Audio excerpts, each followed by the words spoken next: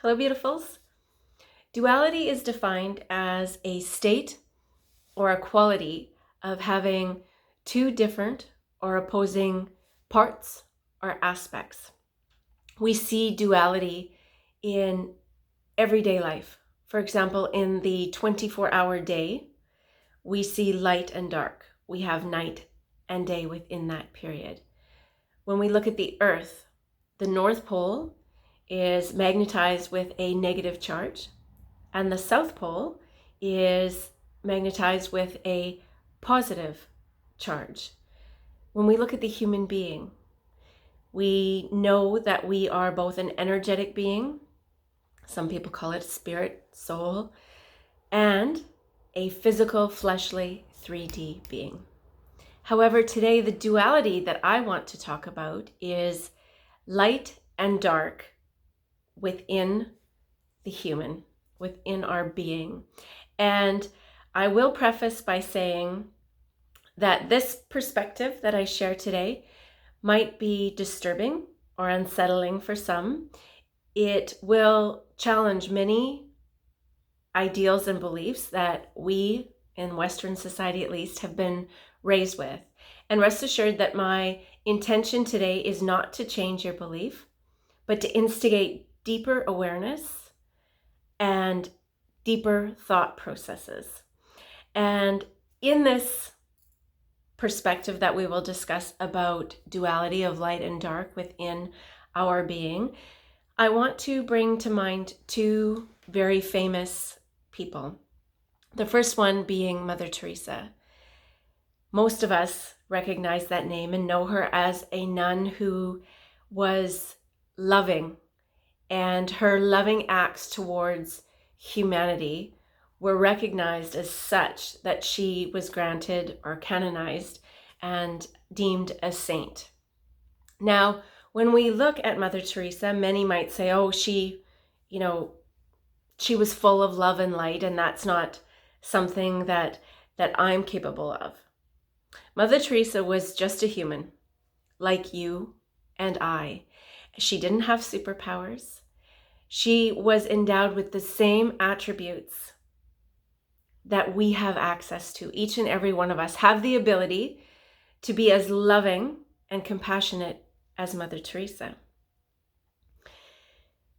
That might be difficult for some to accept, but that is a mindset. And then the next individual that I'd like to call mind to is Hitler. This gentleman was known to have orchestrated World War II and the Holocaust. He was responsible with those two events in the deaths of over 40 plus million people. He did not have evil superpowers. He was a human, just like you and I.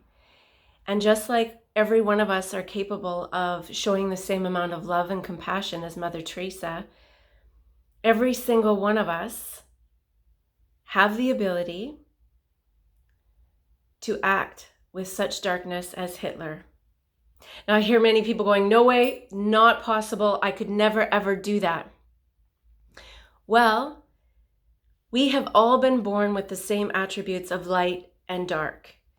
And as difficult as it is to believe that we are capable of that, if we so chose the path of darkness, we definitely are capable of that.